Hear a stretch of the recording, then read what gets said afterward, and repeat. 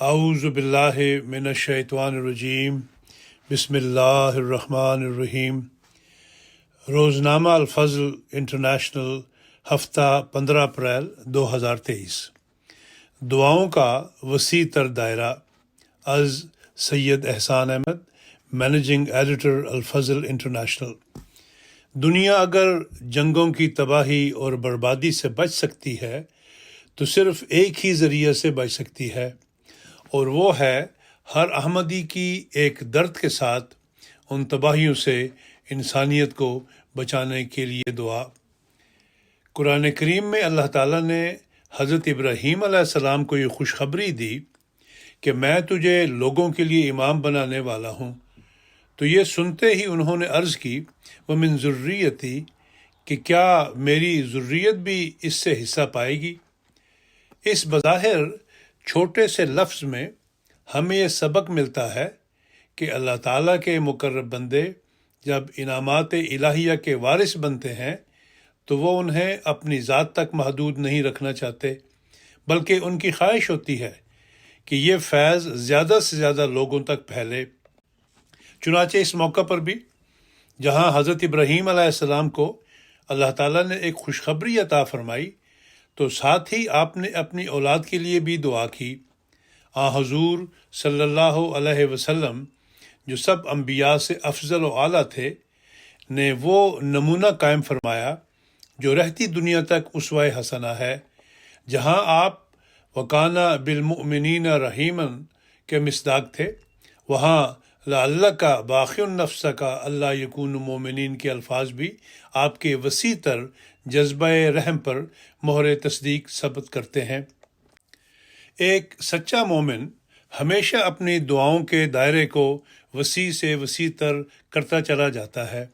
ایسا صرف اس لیے نہیں ہوتا کیونکہ اسے اس بات کا ادراک ہوتا ہے کہ ایسا کرنا قبولیت کے امکان کو بڑھاتا ہے، مگر اس کے دل میں تمام مخلوق کی حقیقی خیر خواہی پائی جاتی ہے۔ دعا کے دائرے کو وسیع سے وسیع تر کرتے چلے جانا ایک ایسا مضمون ہے جس کی مثال ہمیں انبیاء کی سنت میں بھی ملتی ہے۔ اول طور پر تمام انبیاء جہاں تبلیغ کے ذریعہ اللہ تعالیٰ کے پیغام کو مخلوق تک پہنچاتے ہیں، وہاں دعاؤں کے ذریعہ بھی اپنی قوم کے لیے ہدایت طلب کرتے ہیں۔ سورہ نوح میں حضرت نوح کے متعلق آتا ہے کہ جب انہوں نے اتمام حجت کر لی تو پھر اللہ تعالیٰ کے حضور دعاؤں میں مصروف ہو گئے اور یہ دعا کی کہ رب لا تذر علی الارض من الکافرین دیارا، سورہ نوح آیت نمبر 27۔ اے میرے رب، زمین پر کافروں کا کوئی گھر باقی نہ رہے۔ بظاہر یہ بددعا معلوم ہوتی ہے، لیکن جیسا کہ حضرت مسلم موعود رضی اللہ عنہ نے فرمایا کہ یہ بددعا نہیں کہ سب کافر مارے جائیں، بلکہ دعا ہے کہ سب قوم ایمان لے آئے اور کافر کوئی نہ رہے۔ تفسیر صغیر زیر آیت سورہ نوح آیت نمبر 27۔ اسی طرح حضرت ابراہیم علیہ السلام کا جذبہ رحم ہی تھا کہ آپ نے اپنے والد کے لیے دعائے مغفرت کی، اور تب ہی ایسا کرنا چھوڑا جب اللہ تعالیٰ نے آپ پر ظاہر کر دیا کہ وہ اللہ کا دشمن تھا۔ پھر حضور صلی اللہ علیہ وسلم کی مثال ہے۔ آپ تو تھے ہی رحمت للعالمین، چنانچہ آپ کی دعاؤں کا فیض بھی تمام جہانوں کو پہنچا اور پہنچتا رہے گا۔ کبھی آپ شدید ترین مخالف عمر کے مسلمان ہونے کی دعا کرتے ہیں، تو کبھی میدان احد میں قوم کی طرف سے تکالیف پہنچنے کے باوجود ان کی ہدایت کے لیے اللہم اہد قومی فإنہم لا یعلمون کی دعا کرتے ہیں۔ کبھی شدید ظلم کے باوجود اہل طائف کے لیے دعا کرتے ہیں، تو کبھی مدینہ میں آباد یہودیوں کی ہدایت کے لیے دعا گو دکھائی دیتے ہیں۔ ایک مرتبہ ایک شخص آپ کے پاس آیا اور 2 مرتبہ کہا کہ اے اللہ کے رسول، حمیر پر لعنت کریں۔ آپ نے اس سے اعراض کیا اور اس کے برعکس ان کے لیے دعا کی کہ اللہ حمیر پر رحم کرے، ان کے منہ سلامتی ہیں اور ان کے ہاتھ لوگوں کے لیے کھانا مہیا کرتے ہیں، اور وہ امن اور ایمان والے لوگ ہیں۔ ترمذی کتاب الدعوات حدیث نمبر 3939۔ آپ صلی اللہ علیہ وسلم فرمایا کرتے تھے کہ مجھے لعنت ملامت کرنے والا بنا کر مبعوث نہیں کیا گیا، بلکہ میں خدا کی طرف دعوت دینے والا باعث رحمت بنا کر مبعوث کیا گیا ہوں۔ چنانچہ آپ کی دعا سے ہی وہ انقلاب برپا ہوا جس کی وجہ سے صدیوں کے مردے الہی رنگ اختیار کرنے لگے۔ پھر آپ کے غلام صادق امام الزمان حضرت اقدس مسیح موعود علیہ الصلوۃ والسلام کا نمونہ ہے۔ آپ نے تو دعا کے مضمون کو کھول کھول کر اور بار بار بیان فرمایا، اور ایسا کیوں نہ ہوتا؟ پیش گوئیوں کے مطابق اسی مسیح کی دعا نے ہی تو دجالی اثرات کو کافور کرنا تھا۔ چنانچہ آپ فرماتے ہیں، خدا تعالیٰ نے مجھے بار بار بذریعہ الہامات کے یہی فرمایا ہے کہ جو کچھ ہوگا دعا ہی کے ذریعے ہوگا۔ ملفوظات جلد نمبر 5 صفحہ نمبر 36 ایڈیشن 1988۔ آپ کے تو دوسروں کے حق میں قبولیت دعا کے بے شمار نشانات ہیں جو آپ کی کتب اور روایات میں محفوظ کر دیے گئے ہیں۔ کبھی آپ اپنے اوقات کو دعا کے لیے مخصوص کر کے اپنے مخلص دوستوں کے لیے دعا کرتے ہیں، تو کبھی قادیان میں مقیم ہندوؤں کے لیے دعا کر کے غیروں کو بھی دعا کا اثر دکھاتے ہیں۔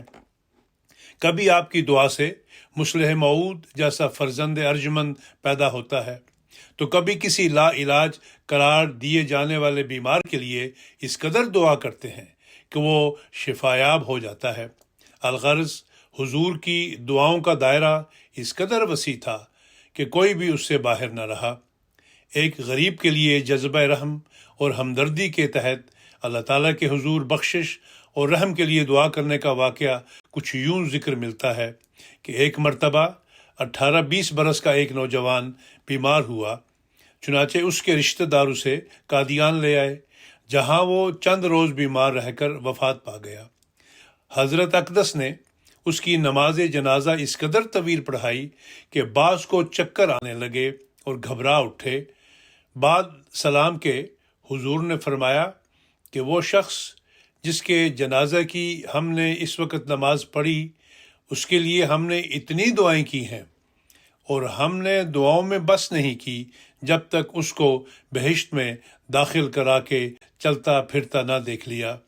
ماخوذ از تذکرۃ المہدی حصہ اول صفحہ نمبر 80۔ دشمنوں کے لیے دعا کرنے کے متعلق ایک موقع پر فرمایا، میرا یہ مذہب ہے کہ جب تک دشمن کے لیے دعا نہ کی جاوے پورے طور پر سینہ صاف نہیں ہوتا۔ ہمیں اپنا کوئی دشمن نظر نہیں آتا جس کے واسطے 2-3 مرتبہ دعا نہ کی ہو، ایک بھی ایسا نہیں۔ ملفوظات جلد نمبر 3 صفحہ نمبر 96-97 ایڈیشن 1984۔ روزانہ کی دعاؤں کا معمول بیان فرماتے ہوئے حضرت مسیح موعود علیہ السلام فرماتے ہیں، میں التزاماً چند دعائیں ہر روز مانگا کرتا ہوں۔ اول اپنے نفس کے لیے دعا مانگتا ہوں کہ خداوند کریم مجھ سے وہ کام لے جس سے اس کی عزت و جلال ظاہر ہو اور اپنی رضا کی پوری توفیق عطا کرے۔ دوم، پھر اپنے گھر کے لوگوں کے لیے دعا مانگتا ہوں کہ ان سے قرۃ عین عطا ہو اور اللہ تعالیٰ کی مرضیات کی راہ پر چلیں۔ سوم، پھر اپنے بچوں کے لیے دعا مانگتا ہوں کہ یہ سب دین کے خدام بنیں۔ چہارم، پھر اپنے مخلص دوستوں کے لیے نام بنام۔ پنجم، اور پھر ان سب کے لیے جو اس سلسلہ سے وابستہ ہیں، خواہ ہم انہیں جانتے ہیں یا نہیں جانتے۔ ملفوظات جلد اول صفحہ نمبر 309۔ حضرت مسیح موعود علیہ الصلوۃ والسلام کے ایک جلیل القدر صحابی حضرت مولوی عبد الکریم صاحب رضی اللہ عنہ نے ایک مرتبہ بیان کیا کہ بیت الدعا کے اوپر ان کا حجرہ تھا، جہاں سے وہ حضرت مسیح موعود علیہ الصلوۃ والسلام کی حالت دعا میں گریہ و زاری کو سن سکتے تھے۔ بیان کرتے ہیں کہ آپ کی آواز میں اس قدر درد اور سوزش تھی کہ سننے والے کا پتا پانی ہوتا تھا، اور آپ اس طرح آستانہ الہی پر گریہ و زاری کرتے تھے جیسے کوئی عورت درد ذہ سے بے قرار ہو۔ وہ فرماتے تھے کہ میں نے غور سے سنا تو آپ مخلوق الہی کے لیے طاعون کے عذاب سے بچنے کے لیے دعا کرتے تھے کہ الہی اگر یہ لوگ طاعون کے عذاب سے ہلاک ہو جائیں گے تو پھر تیری عبادت کون کرے گا؟ ماخوذ از سیرت حضرت مسیح موعود علیہ السلام از حضرت یعقوب علیہ صاحب عرفانی، صفحہ نمبر 428 429۔ آج خلافت حقہ اسلامیہ احمدیہ کی صورت میں جاری فیض بھی دعاؤں کا ایک خزانہ ہے جو ہمیں بار بار دعاؤں کا دائرہ وسیع کرنے کی طرف توجہ دلاتا ہے۔ حال ہی میں حضور انور ایدہ اللہ تعالی نے پاکستان، برکینا فاسو، بنگلہ دیش اور الجزائر کے احمدیوں کے لیے دعا کرنے کے لیے توجہ دلائی۔ اس کے علاوہ حضور انور ایدہ اللہ تعالی نے 2010 میں خاص طور پر مظلوم احمدیوں کے لیے دعائیں کرنے کے لیے 2 نفل ادا کرنے کی تحریک فرمائی۔ فرمایا حقیقی ہدایت یافتہ تو وہی ہے جو حقیقی مومن ہے، اور حقیقی مومن وہ ہے جو اپنے مومن بھائی کے درد کو بھی، اس کی تکلیف کو بھی اپنے درد اور اپنی تکلیف کی طرح محسوس کرتا ہے۔ جس طرح جسم کا ایک عضو تکلیف میں ہو تو سارا جسم تکلیف میں ہوتا ہے، اس طرح ایک مومن دوسرے مومن کی تکلیف کو محسوس کرتا ہے۔ پس ان حالات میں دنیا بھر کی جماعتوں کے تمام افراد کو میں خاص طور پر اپنے مظلوم اور تکلیف اور مشکلات میں گرفتار بھائیوں کے لیے دعاؤں کی طرف توجہ دلانا چاہتا ہوں۔ ہر احمدی کم از کم 2 نفل روزانہ صرف ان لوگوں کے لیے ادا کرے جو احمدیت کی وجہ سے کسی بھی قسم کی تکلیف میں مبتلا ہیں، جو ظالمانہ قوانین کی وجہ سے اپنے شہری اور مذہبی آزادیوں سے محروم کر دیے گئے ہیں۔ خطبہ جمعہ فرمودہ 3 دسمبر 2010، مطبوعہ الفضل انٹرنیشنل 24 دسمبر 2010، صفحہ نمبر 6۔ یہ تو احمدیوں کے لیے دعا کی تحریک ہوئی۔ خلیفۃ المسیح تو پوری انسانیت کے لیے ہمیں دعاؤں کی طرف توجہ دلاتے ہیں۔ اس رمضان میں ہی فلسطین کے مسلمان امت مسلمہ کے لیے دنیا کے عمومی حالات کے لیے دعا کی طرف توجہ دلائی۔ ان تحریکات پر عمل کیا جائے تو ہماری دعاؤں کا دائرہ کتنی وسعت اختیار کر جائے گا۔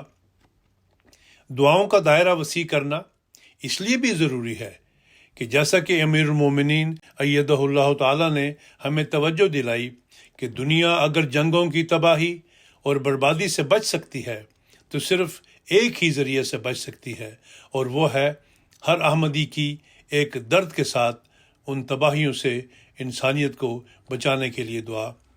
آج غلامان مسیح موعود علیہ الصلوۃ والسلام کا ہی یہ فرض ہے کہ ایک درد کے ساتھ انسانیت کو تباہی سے بچانے کے لیے بھی دعا کریں، جنگوں کے ٹلنے کے لیے دعا کریں۔ دعاؤں اور صدقات سے بلائیں ٹل جاتی ہیں۔ خطبہ جمعہ فرمودہ 30 جون 2017، مطبوعہ الفضل انٹرنیشنل 21 جولائی 2017، صفحہ نمبر 8۔ پس اس حوالے سے ہماری یہ ذمہ داری اور مذہبی فرض بنتا ہے کہ اپنی دعاؤں کے دائرے کو وسیع سے وسیع تر کرتے چلے جائیں تاکہ خدا تعالیٰ کا رحم اور اس کا فضل جذب کرنے والے ہوں۔ ایک دوسرے کے لیے دعا کرنے کا ایک عظیم الشان فائدہ بیان کرتے ہوئے حضرت مسیح موعود علیہ الصلوۃ والسلام فرماتے ہیں کہ رسول اللہ صلی اللہ علیہ وسلم نے فرمایا ہے کہ آپس میں محبت کرو اور ایک دوسرے کے لیے غائبانہ دعا کرو۔ اگر ایک شخص غائبانہ دعا کرے تو فرشتہ کہتا ہے کہ تیرے لیے بھی ایسا ہو۔ کیسی اعلیٰ درجہ کی بات ہے۔